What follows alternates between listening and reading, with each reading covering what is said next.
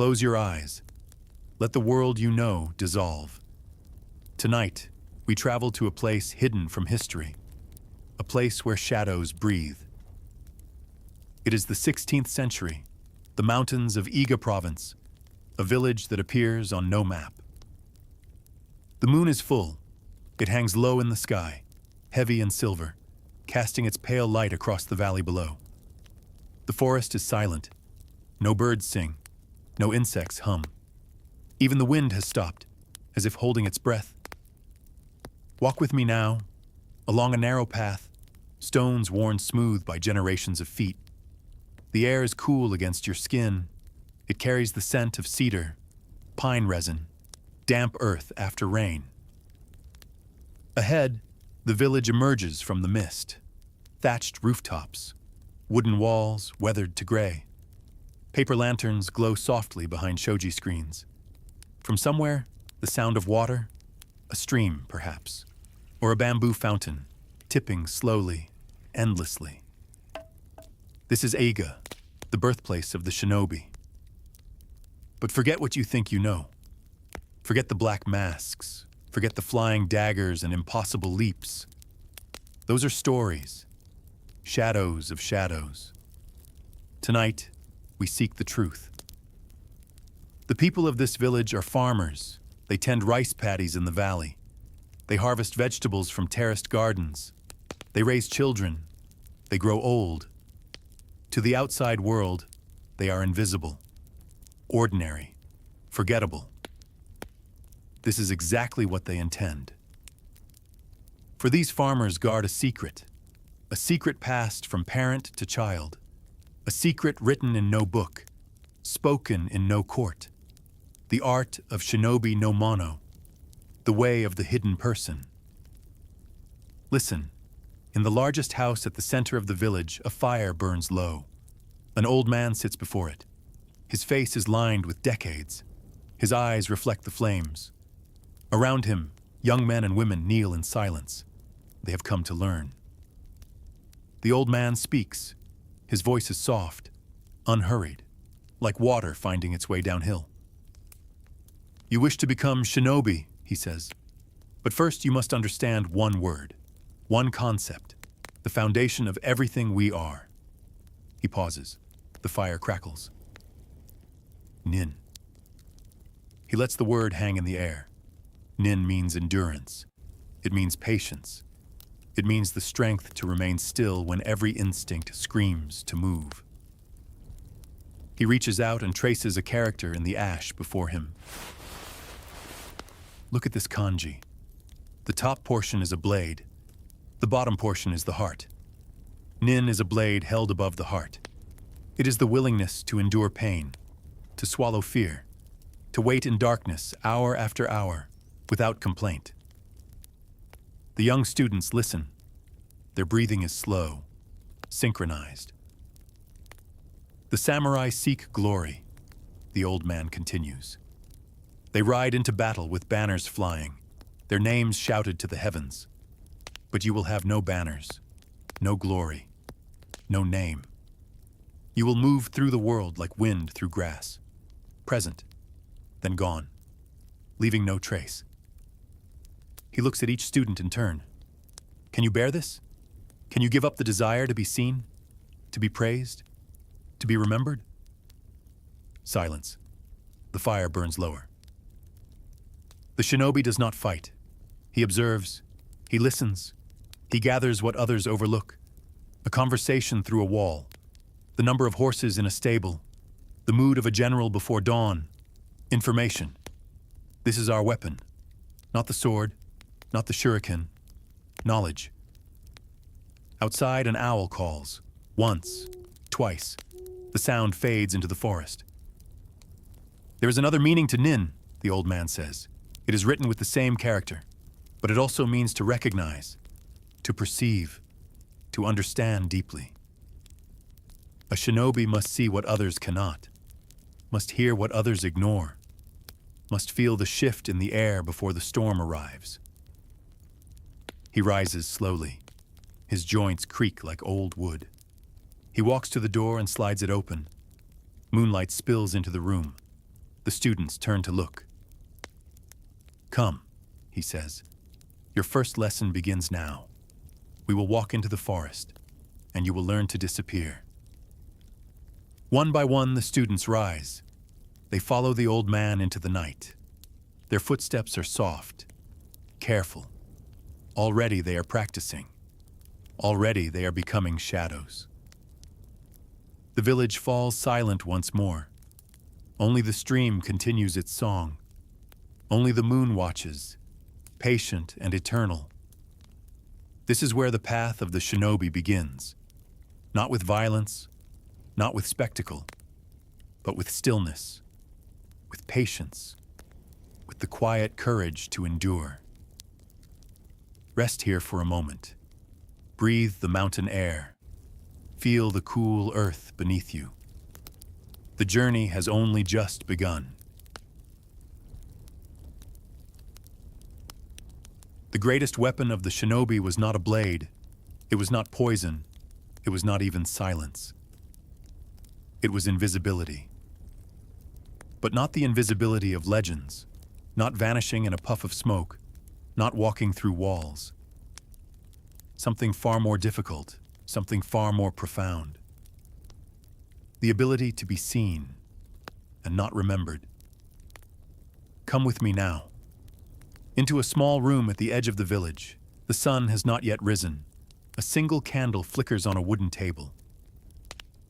A young man kneels before a mirror of polished bronze. He studies his own reflection, but he is not looking at himself.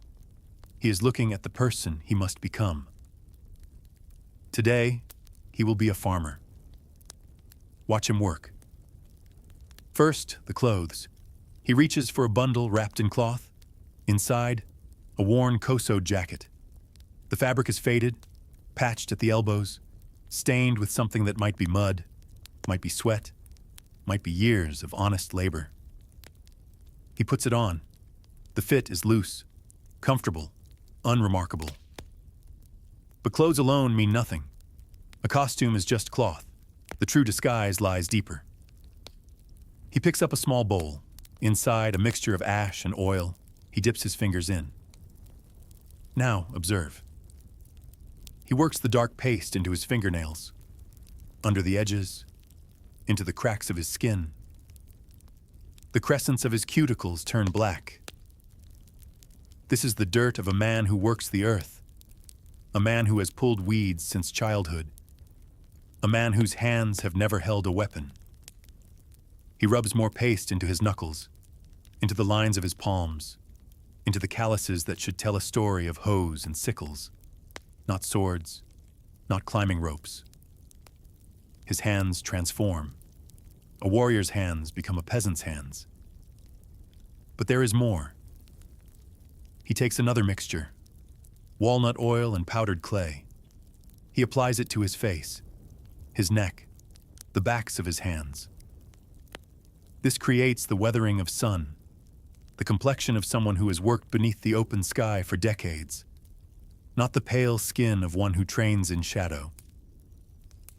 He adds darker tones beneath his eyes, a suggestion of exhaustion, a hint of sleepless nights spent worrying about the harvest, about taxes, about things that farmers worry about. The face in the bronze mirror is no longer his own, but he is not finished. The most dangerous part remains. The body. A shinobi moves with precision, with balance, with the coiled readiness of a predator. A farmer does not. The young man stands. He closes his eyes. He breathes. Slowly, something changes. His shoulders drop, not dramatically, just slightly, the weight of invisible burdens settling upon them. His spine curves, just a little. Years of bending over rice paddies, years of carrying heavy loads. His knees soften, his hips shift, his center of gravity lowers. He takes a step. It is not the step of a trained warrior. It is the shuffle of tired feet, feet that have walked the same paths 10,000 times, feet that expect nothing, seek nothing, fear nothing. He takes another step, and another. The transformation is complete. But there is one final element, the most difficult of all. The masters call it kieru, to erase. Not the body, the presence. Every person radiates something, an energy, an aura, a feeling that others sense without knowing they sense it. When a warrior enters a room, people notice. Something shifts in the air. Backs straighten, eyes flicker. Attention gathers like iron filings around a magnet. The shinobi must silence this. He must become nothing. The young man kneels again. He closes his eyes. He breathes. In. Out. In. Out. With each exhale, he releases something. Ambition, pride, the desire to be seen, the need to matter. He empties himself until he is just a shape, just a presence no more interesting than a stone, or a tree, or a shadow on the wall. When he opens his eyes, something is different. If you were to see him now, your gaze would slide past. Your mind would not register.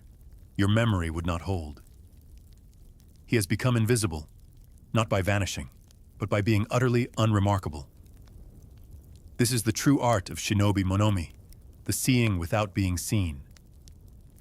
Now, let us follow him. The sun has risen. A golden light spills across the valley. Birds sing in the forest. The day has begun. He walks along a dirt road.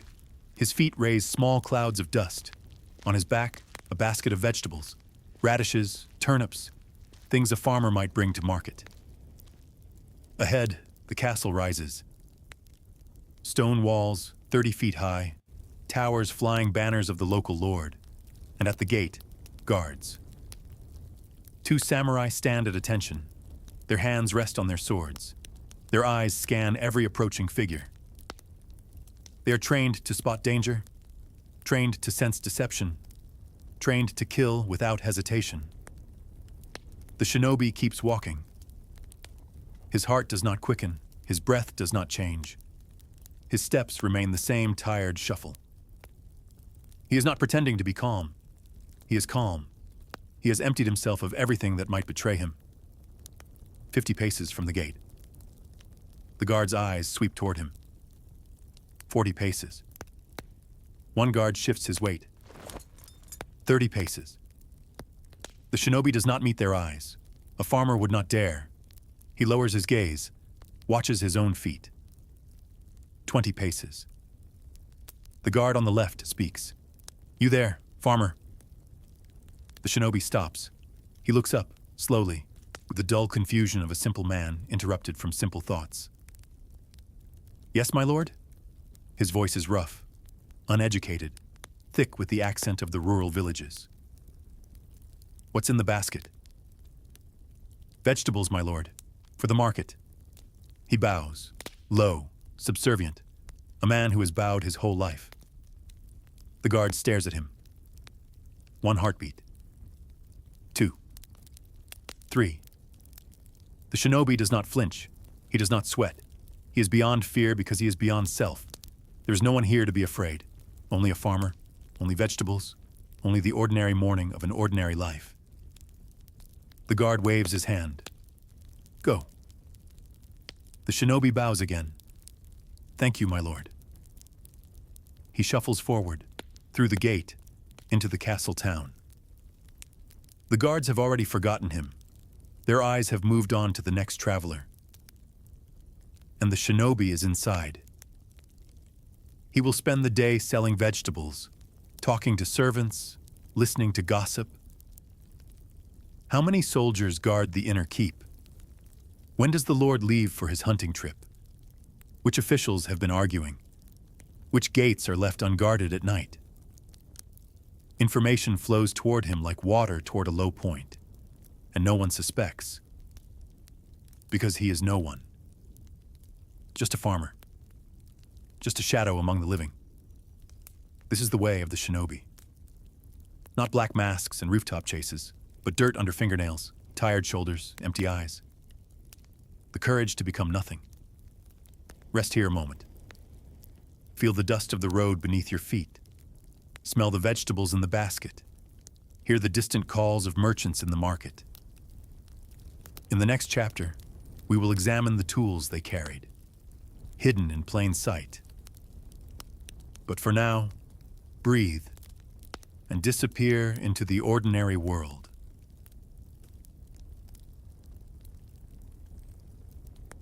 Close your eyes once more.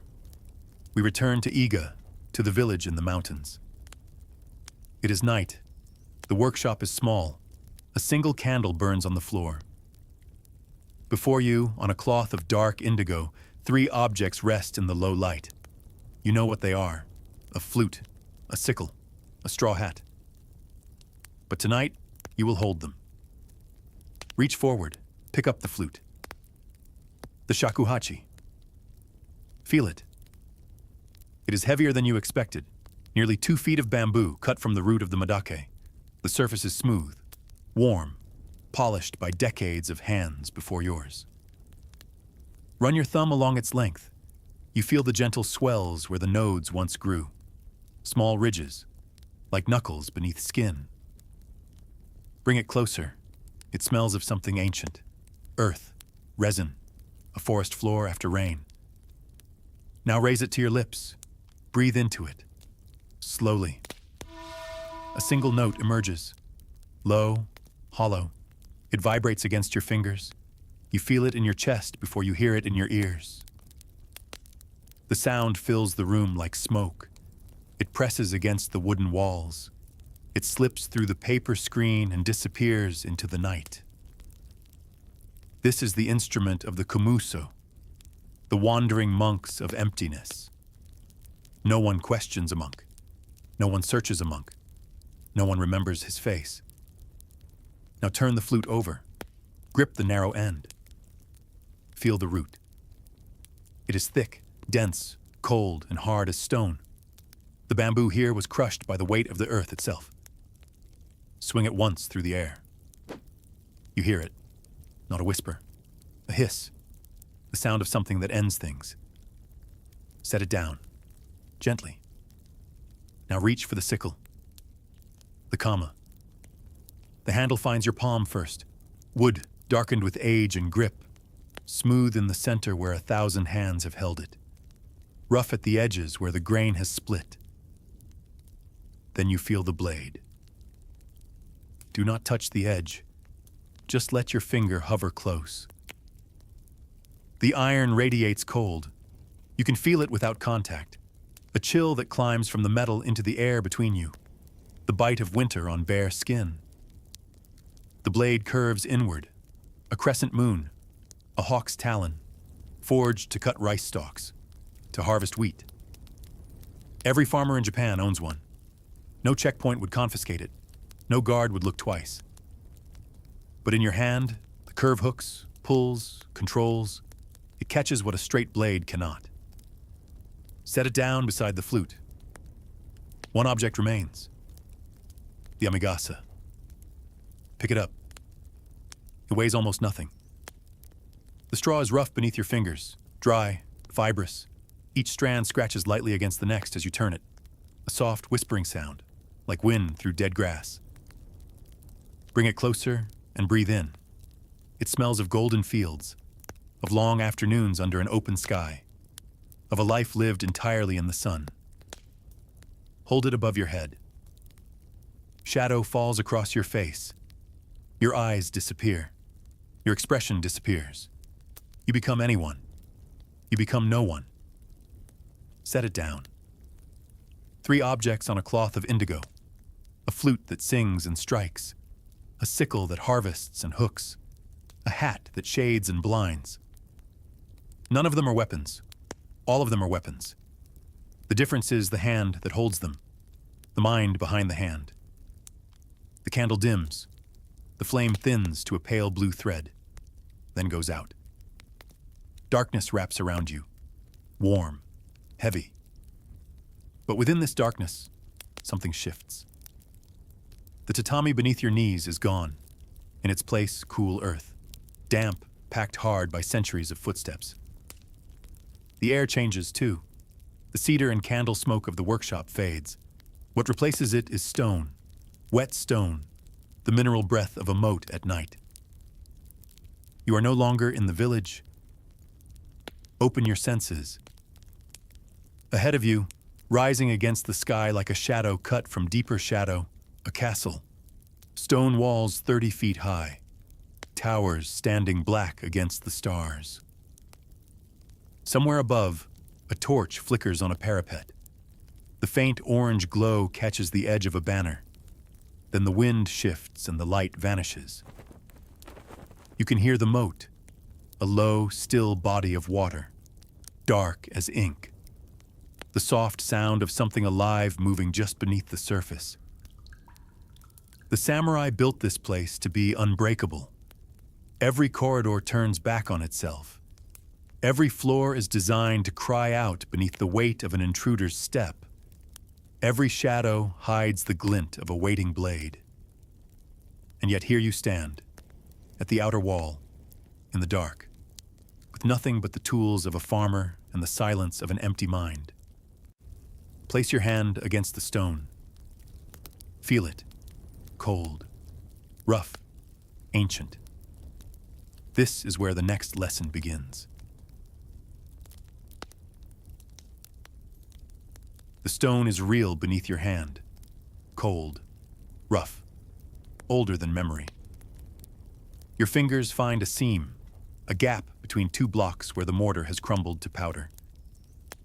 You do not climb, you listen. The castle breathes, every structure does. Wood expands in the cold. Stones settle against their own weight. Somewhere deep inside, a beam groans softly, like a sleeper turning in a dream. You wait for the rhythm. There. A slow exhale of wind through the corridor beyond the wall. You move with it. One handhold, one foothold, then stillness again. The top of the wall is narrow. You press your body flat against it. The stone is ice against your chest. Below, a courtyard. Gravel raked into pale lines that catch the faintest moonlight. One step on that gravel would sound like breaking glass. You do not step on the gravel. You lower yourself along the inner wall, slowly. Your fingers grip the stone. Your toes find the cracks. Your weight is a whisper distributed across 10 points of contact. The ground meets you softly. Packed earth, silent earth.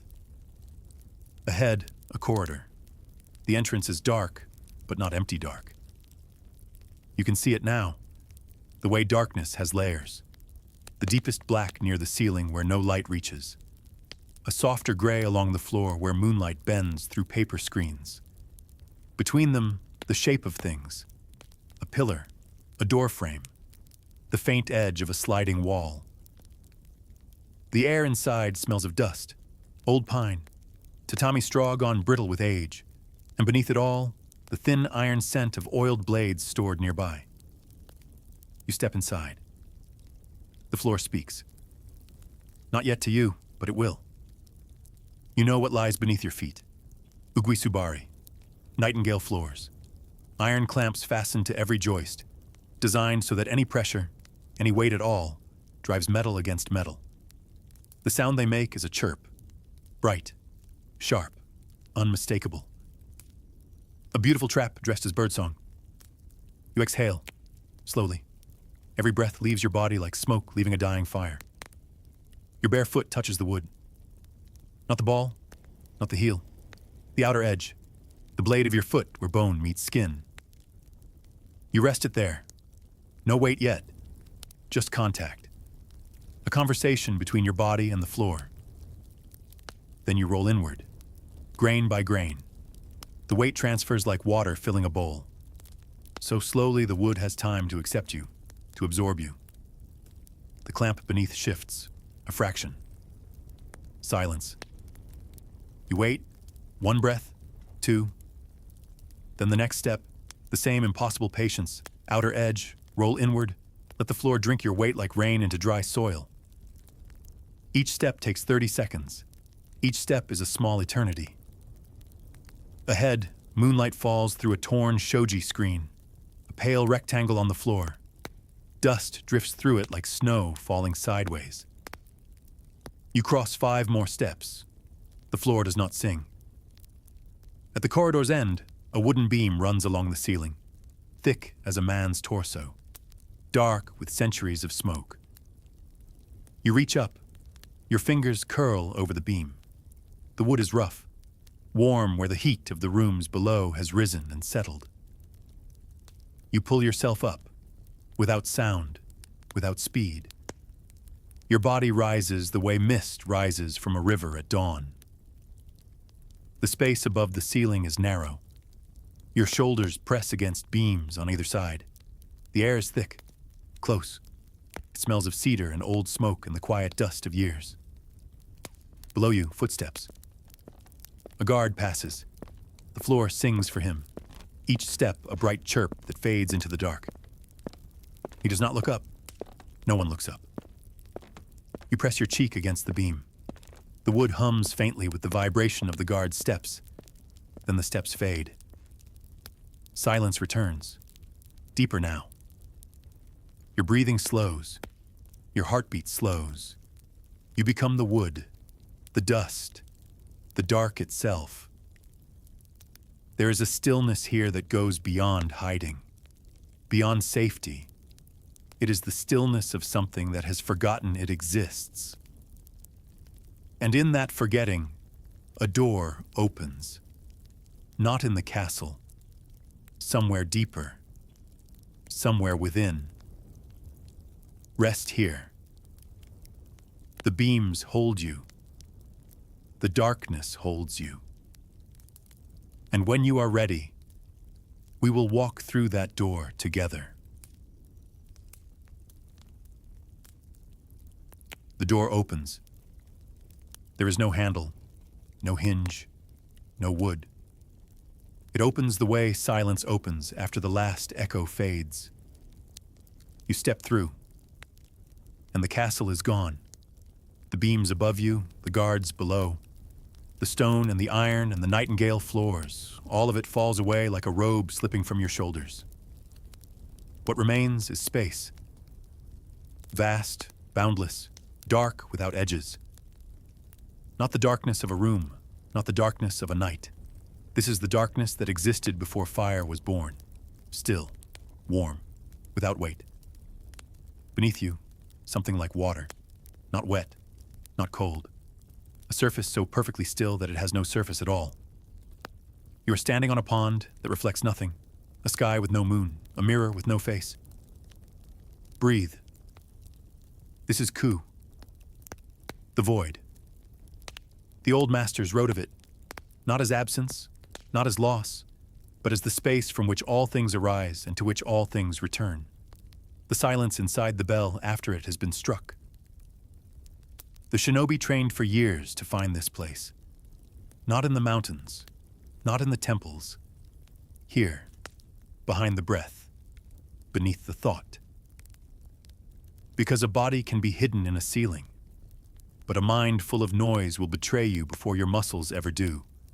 Fear hums, desire pulls, memory weighs, and the guards of the castle are not only men with swords. They are your own scattered thoughts, pacing the corridors of your skull. So the Shinobi learned to set things down. The way you set down the flute, the sickle, the hat. One by one. Set down your name. You do not need it here. No one will call for you. No one is watching. Let it dissolve like ink dropped into dark water. Set down the list of things undone, the messages unanswered, the promises half kept. They are real. They will wait. But they cannot follow you here. Set down the face you wore today, the one you built for others, the smile that meant effort, the calm that cost you something. Let it fall like a mask onto still water. It sinks without a ripple. Set down tomorrow. It does not exist yet. It is smoke from a fire no one has lit. Set down yesterday. It is already ash. What remains when everything is set down? only this. The breath entering your body. The breath leaving. The smallest rhythm. The oldest rhythm. The one that was given to you before your name, before your memories, before your first word. Feel it now, not as effort, as tide. Rising, falling. The way the sea moves without deciding to move. The void around you is not empty. It is full the way sleep is full.